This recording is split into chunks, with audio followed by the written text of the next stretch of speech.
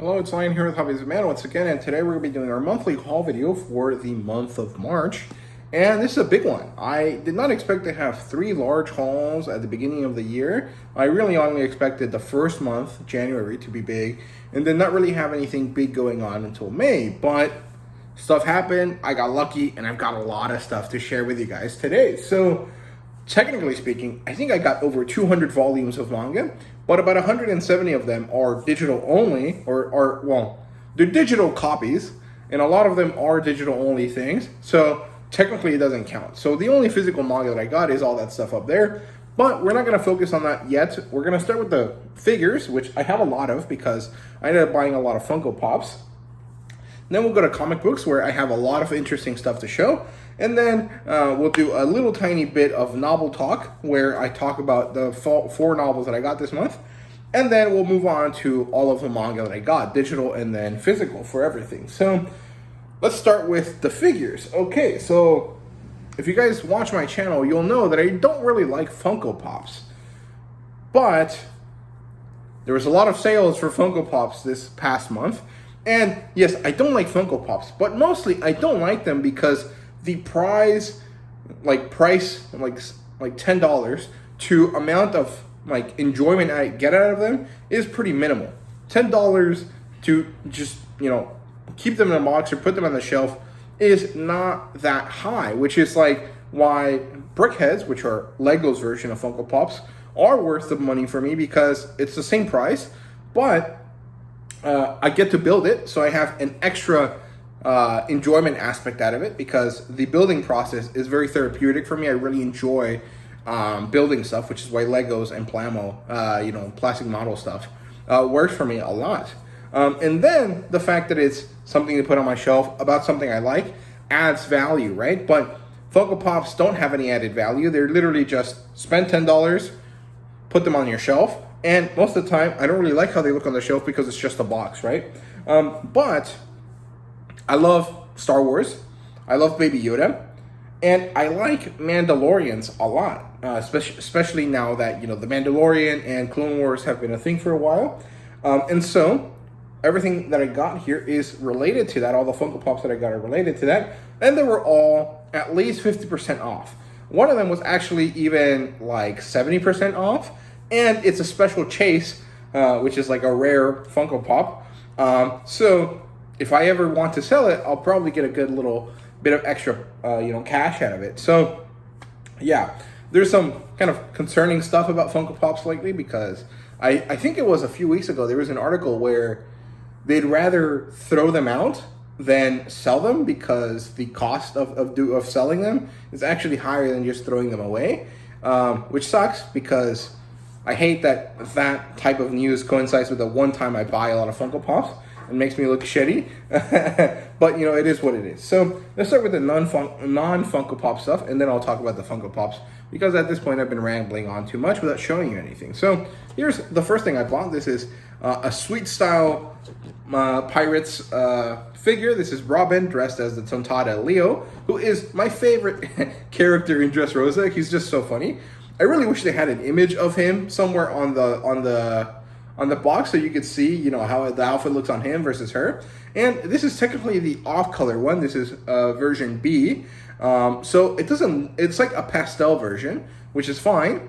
But, I would have liked the original, but the original wasn't on sale. So I got the one that was on sale. And I really like this figure. The one thing, though, that I don't like is that this is the same line as Glitter and Glamours, which are the normal kind of like standard outfit wearing figures, but the scaling of each of them to each other is not like correct.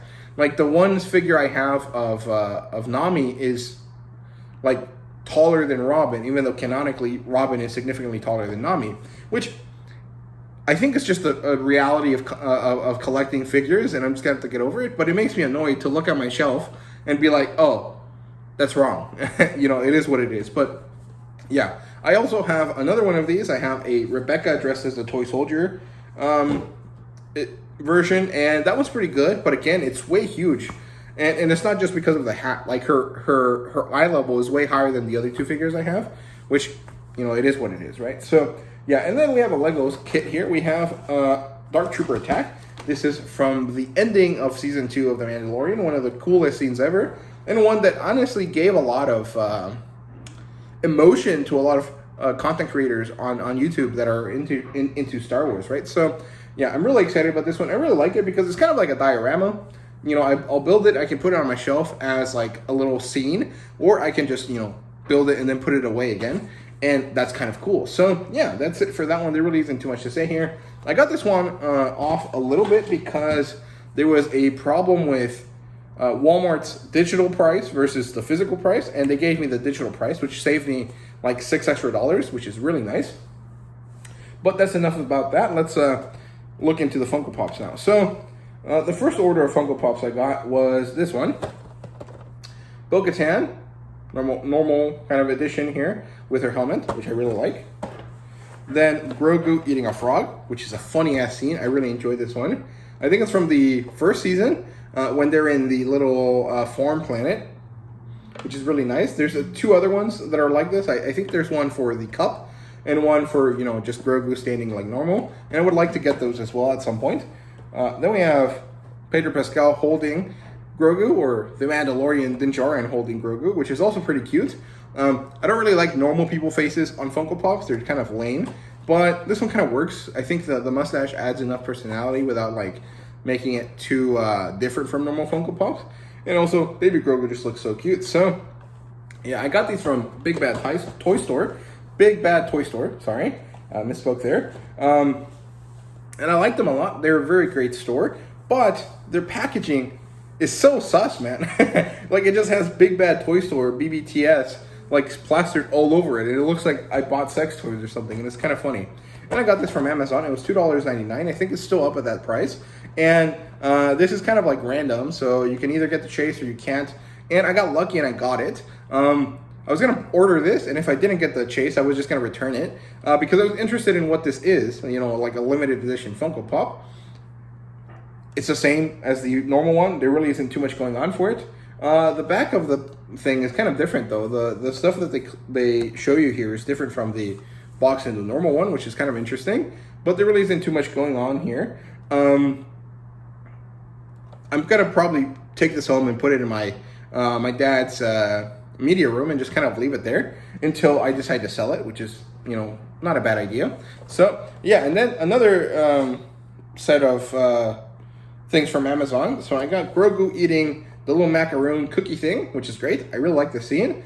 It would have been nice to have another one where Grogu like threw up on himself after they do like the different pirouettes in the Razor Crest, but you know, it is what it is. He does kind of look like he's a little bit dirty there, which is kind of cute. So I like that. I really like Grogu. I don't know if you guys can tell. And then finally we have The Mandalorian. So this one's really good. I really like this one. I would probably end up getting Paz Vizsla and the armor as well, and then probably only collect other Grogu figures or other Grogu Funko Pops, because other than Grogu, I don't really like these Funko Pops. So yeah, I also don't need another collecting hobby because I already have too many of them. So that's it for the figures. Let's move on to the comic books. So let me talk about the digital comic books first. I only have one thing, or one large item that has a lot of things in it, because I bought the ElfQuest Humble Bundle. At the time of this video, I think the Humble Bundle will be over, but if you got the opportunity to get it, I think it was a great steal because it has literally every ElfQuest thing ever in it for like $18. And I had my eye on ElfQuest for a while because it kind of gave me this like this vibe similar to Bastard, the anime. I don't think it's that similar, but something about it kind of felt like it had something connected to it. It looked kind of similar, and I was interested in it. So, you know, $18 is not that big of a investment for like 22 books, I think is what it was, and all of them were like 600 pages, so it's a lot of content. And I think most of them are black and white, and then some of them are in color, because originally this was a black and white series, and then it got a recoloring or a colored version later. And if you go on their website, on the ElfQuest website, I think you can read stuff for free. I just don't like reading on a computer all that much, so I decided to buy them. But It's pretty cool. It's really interesting. I'll show you all of the books right now. I'll just put them on the screen. And yeah, so that's it for that. Let's look at the physical comic books now. So let's start with the one that I think is kind of most interesting. It's also the hardest one to kind of show you guys. Because it's like this oversized comic book. It's called The Forged.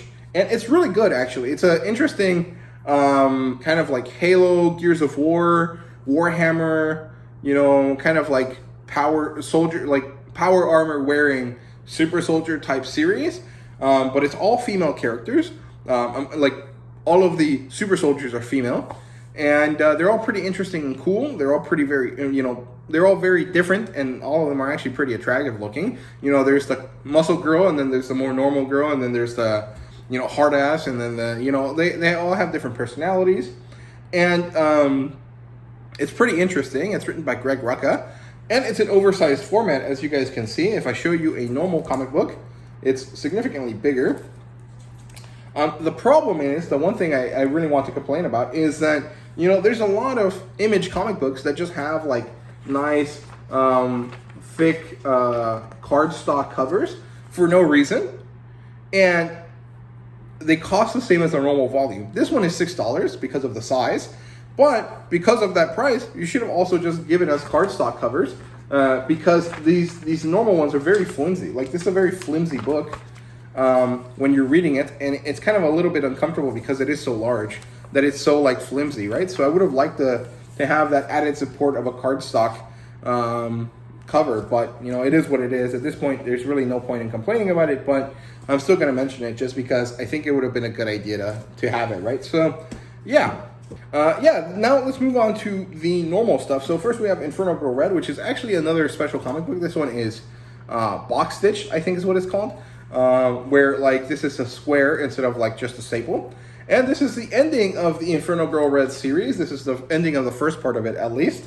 And it wasn't that great. It wasn't that horrible either. It was kind of just like middling because it is kind of in the middle of the story arc. There's an emotional resolution, but there's not an action-packed resolution, if that makes sense. And so it kind of just like ends so that it can lead to the next story, which is totally fine because this is a shared universe. But also, I would have liked a little bit more out of it, right? But I really like this character, so I really don't have a problem with the way the story ended. It's just like a standalone thing. I would have liked it to have more. But as part of the universe, I understand why it doesn't. And it's just, you know, it is what it is, right? So, yeah. Moving on to the normal stuff for sure this time. We have Death Dealer number 10. Right there, I'm going to try to avoid glare. We have Vanish, number 5. This is the start of a new story arc, so I will try to go back and review the first 4. We have Lord of the Jungle, number 4. This one looks really cool. I like this cover, but it has nothing to do with the story, which kind of sucks, but, you know, I like it, so there you go. Dawn Attack, number 3. This is halfway through the story here, actually more than halfway through the story, and this was a pretty good issue. It ended in a really interesting note, because there was this kind of like unexpected situation happening. Then we have Dead Romans number 1. This is really good, actually. So there's this show on Netflix called Barbarians, which kind of deals with very similar stuff as this comic book. It's basically a very specific time where Rome lost to some Teutons, or I don't know what they're called in English, but they're like a Germanic tribe of people. And one of these Romans was actually originally from this tribe, and so he turned on the Romans to help them, and that's why they kind of were able to defeat them. And there was this big battle in this forest called Tettenberg or something like that. It's pretty interesting, and the Barbarian show is really, really good. I recommend it. But this kind of follows in a very similar vein as that. But the art style here is also very, very good. It has this kind of like boxy look to it, but also manages to convey emotions really well. And the one thing that I do want to say that is not that great about this is that it's very unclear who is who. Like, the characters aren't really understandable. Like, there's a female character, her name's Honoria, so you can kind of tell who it is because it's the only female character that shows up. But most of the male characters, I'm unclear who's who. And I only know the main character is Arminius because I know this story already, right? Or like, I know the historical setting of this story. So I know that Arminius is the main character because he was important to the historical aspect of that story, right? So yeah, then we have The Last Barbarian #2. I continue to like these covers, but the art style in the actual book today, or like when I read it, I didn't mean to say today, but I did, so whatever. Okay, while I was reading this book, the day that I was reading it, which was not today, it was like a few days ago, the art style inside this book actually ended up looking kind of off to me in a negative way, where before I thought it was interesting because it was kind of different, right?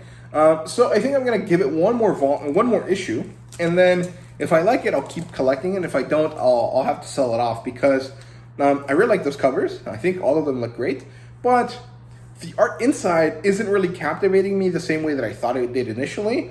And also the story also doesn't really make too much sense yet. Like, it hasn't really done anything yet.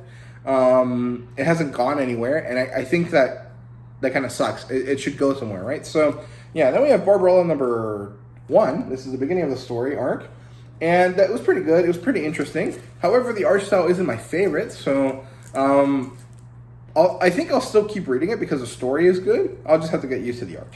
Then we have Red Sonja #4. This one's about to finish, which is good because honestly, at this point, I think I'm not going to collect any more Red Sonja works, because even though I really like Red Sonja and I really like Lucio Perillo's work on these covers, most of these Red Sonja stories don't end up doing anything interesting. So, you know, what's the point in collecting them, right? So, yeah, then we have Rogue Sun #11. This is the penultimate book in this arc, which is good. Once we get to #12, I will review the whole Rogue Sun story up to this point. And hopefully I'll be able to review all of the other Massiverse stuff that I have to kind of match up with that, right? So yeah, then we have Moon Knight #22.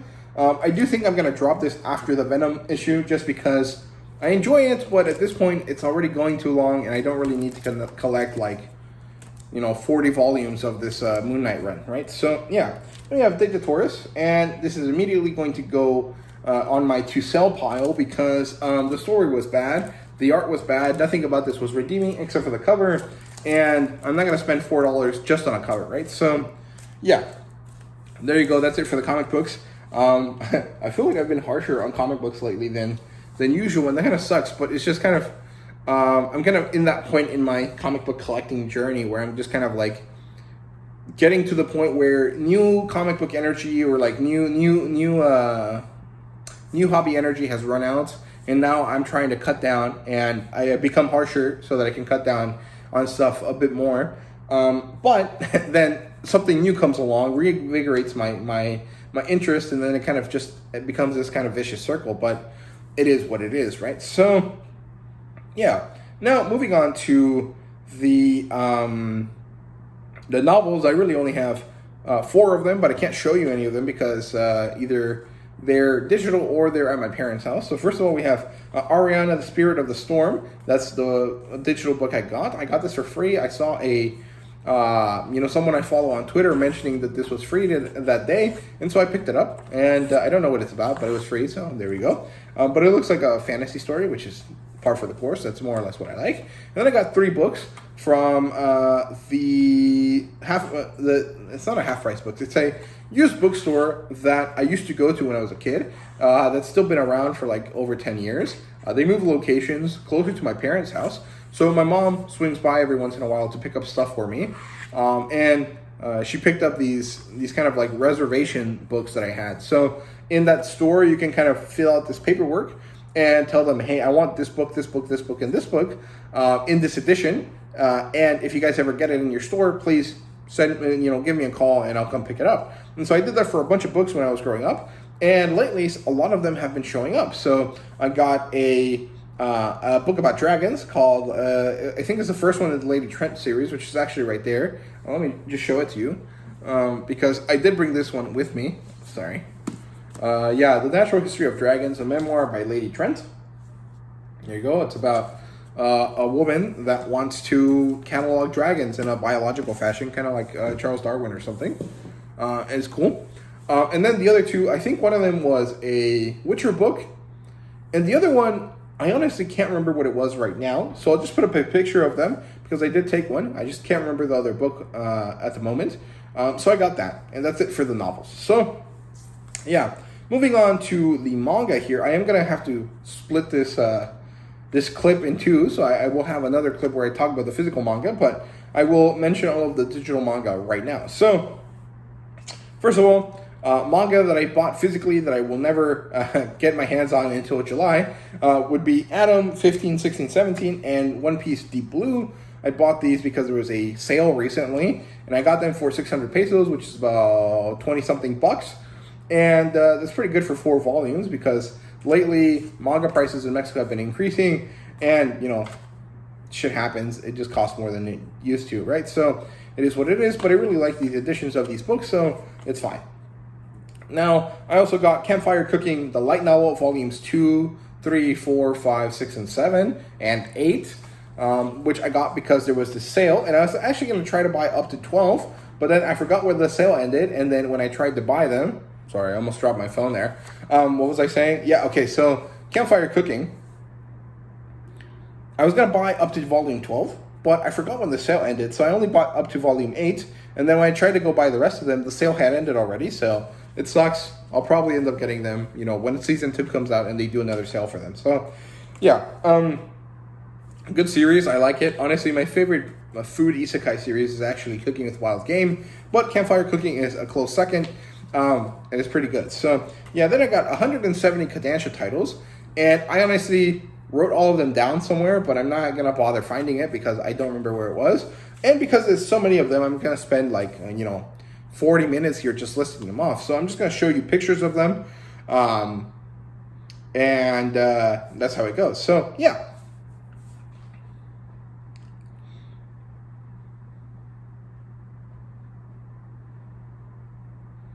Okay, I think that was enough time for pictures. So, yeah, I don't know. That was the best way I could think of doing that. So, yeah, I have to go. So I will stop the clip here, and then I'll come back and edit in the second part where I talk about those manga right there. So I'll see you guys in a bit. All right, I'm back. I forgot to mention that I have 3 more comic books to buy this month that I haven't bought yet because I'm doing it before they release, because they release on Wednesdays and today is a Tuesday. So I got those as well. I'll leave them down in the comments. And now let's get back to the manga. So let's start with the physical manga now. First of all, Bright Story number 4. I got this from Book Depository. I got it last month, but it takes like 2 weeks for any Book Depository book to get to me. So even though I thought it was going to come from the nearest American warehouse, apparently it still ships from overseas, probably from the UK. And it took 2 weeks to get here. But I'm happy I got it because now I am one step closer to being closer to catching up to Bright Story. So yeah, if I remember correctly, I already broke in the spine for this one. So it won't hurt if I show you a little bit of the inside, right? So yeah, the indoors, there's no indoors to books. I'm just dumb. I don't know. Okay, moving on. So there was this sale at Barnes & Noble. I'm sure you guys know about it. And my roommate was nice enough to go to the Barnes & Noble that's near our apartment while I was away for spring break and got me Vinland Saga number 13 and Fire Force Omnibus number 1. And I really like these omnibuses, actually.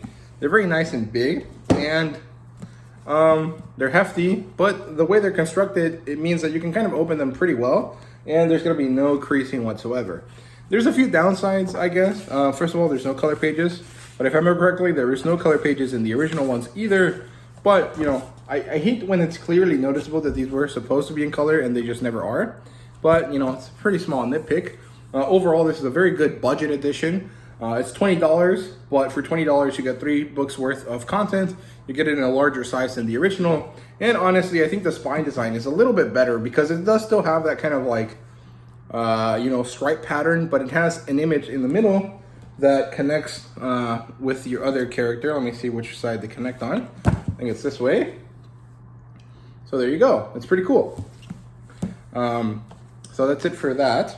Moving on to the next one, obviously. Fire Force number 2. I was about to say 20. I read that backwards. Really nothing much to say here. I like this one. If I remember correctly, this is Maki Oze, and the third character is also a female character. So, I don't know. Did they just skip Arthur? I'm not really sure, so it doesn't matter. But yeah, there's Fire Force number 2. And then How to Marry a Billionaire, Who Wants to Marry a Billionaire, sorry. This was really good, actually. It's very enjoyable, but how do I say it? It's very raunchy, it's very adult. It's basically a bachelor show, but it kind of has harem elements to it. And of course, it's a little bit kind of, well, it's very adult, if that makes sense. So yeah, it also has a lot of drama to it, so that's pretty interesting. Check out my review for it if you guys are interested. Then let's see, this is the last stuff I bought, so I don't want to show you that one yet. I think this is the correct pile here. Moving on to Dinosaur Sanctuary number 2. Really good stuff here. I haven't read it yet, but I'm very excited about it. Also, I like this pink color. Pink is not that common in manga. We have Shy number 2 here. I like this blue as well. I like this character a lot as well. So yeah, nothing much to say here. This is a superhero story. The main character is kind of like Deku, but it's a cute girl instead of like, you know, a crybaby guy. So most people are probably not going to have a problem with her, like they do with Deku.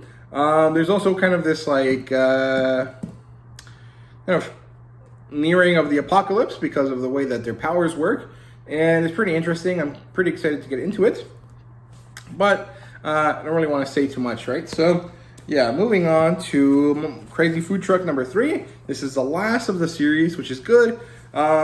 Not because I think the series is bad. I think it's actually pretty good, but it's good in the sense that food manga is something that everyone kind of knows about, but no one really talks about all that much.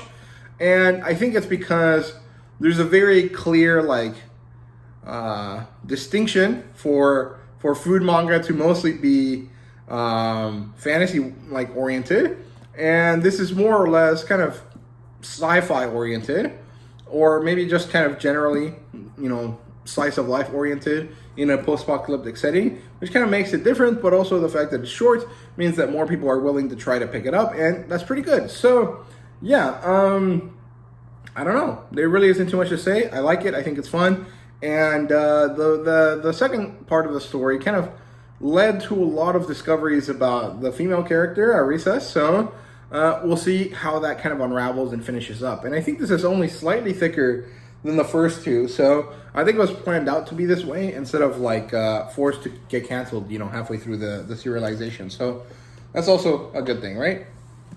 Moving on, we have Soul Leveling number 7. I got this like a week early, and I'm very excited about this. I haven't read it yet, but the fact that it has a dragon on it is pretty exciting because that means we're probably going to get to see the King of Wild Dragons or whatever it's called, like the monarch that's in charge of those guys, which is cool.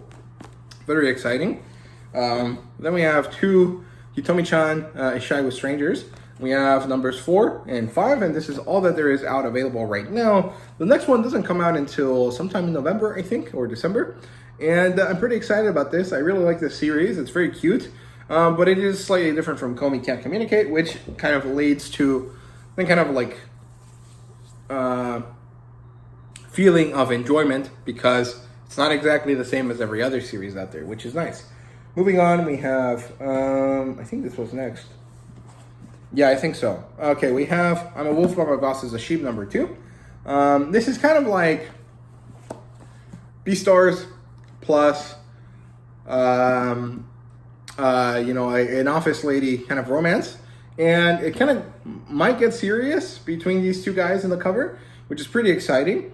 And I really like the art style in this and just kind of how cute it is, because it mostly focuses on like just kind of the cuteness of the fact that these people have animal, you know, characteristics to them. Then we have Furry Son is Scary number 4, and this is also the latest one that we have right now. The next one doesn't come out until sometime in November again, so that's good. And we have Eden 020 in a nice blue and 21 in a nice purple. However, the quality control for Kodansha continues to be complete ass. As you guys can see, there's like a shit ton of the spine that is on the front of the cover, which is annoying. There's a little bit on this one, but not as bad. However, I think one of these wasn't aligned correctly. Like the center line wasn't correct. I'm not really sure, but I don't know. In general, once they're all together, it's not that noticeable, but looking at them individually, it kind of sucks to see like, hey, this is like a big series for Kodansha, and they don't give a shit about, you know, making it be the best that it possibly can, which is really annoying because I'm paying a lot of money for these and they don't give a shit. Now, probably because I keep buying them anyways, right? So, I don't know. Sometimes I get fed up with Kodansha. And we have Miss Kobayashi's Dragon Maid in color or chromatic edition. This one is cute, it's interesting. It's also very heavy feeling. And the way that it's set up is kind of stiff. Like opening it, I think this is as far as it goes. I could crack the spine, but I don't want to. But the way that it's colored is very, very good. It has a very nice vibe to it. It almost feels like it was colored in with like some colored pencils, and I really like how that looks. So, yeah. I think this is gonna spoil stuff for me, so I'm gonna read it, and if it does, it's fine, and if it doesn't, that's good too. So, yeah, hopefully we get more editions like this for other series, because I really like the idea of like manga in color, mostly because it's a treat. It's not something that's common. So yeah, then we have Beauty and the Feast, number 7. I read this last night because when it comes to Beauty and the Feast, I can't help myself. And there's one thing that I've noticed, and it's the mangaka is getting progressively hornier as the series goes on. You know, in the first volume, I don't think there was ever a raunchy or fan servicey or vaguely sexual moment in the story. And at this point, every chapter page starts with, you know, Shuko in some sort of sexy attire. Starting with this one right here. There you go. She looks beautiful, but it's kind of interesting that, you know, there's like three bath scenes in this book where there was none for the first 5 volumes. So I think the author was just kind of getting into the idea of like, hey, these guys are going to do something by the end of the series, and I think it works, but it might be kind of a jarring change for some people. It depends on their feelings about stuff like that. So yeah, moving on, we have Soul Leveling number 6. This one I think is when they go to Jeju, because there's a big ant on the back, and I don't remember when this lion guy happened. I think he's supposed to be bald. I'm not really sure, honestly.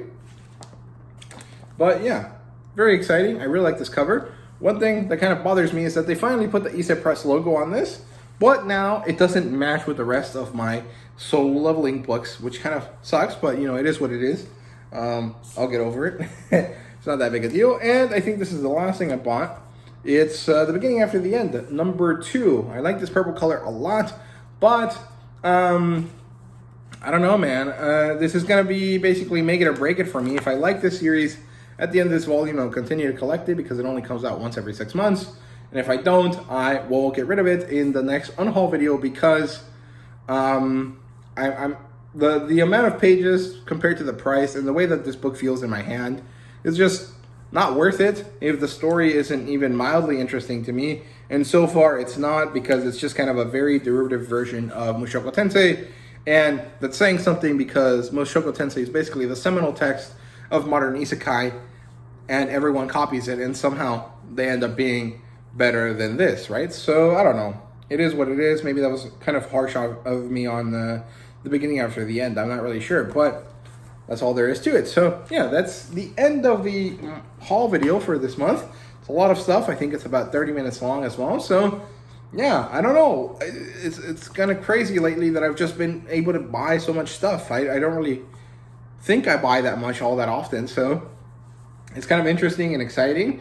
And I'm very happy that I had this opportunity this month. So yeah, let me know what you guys got this month as well. Let me know what your favorite thing that you got this month was. For me, it's probably the chromatic edition for Dragon Maid in terms of manga, and probably this in terms of comics. So yeah, let me know what you guys got, what your favorite was, and thank you guys very much for watching. See you guys in the next video.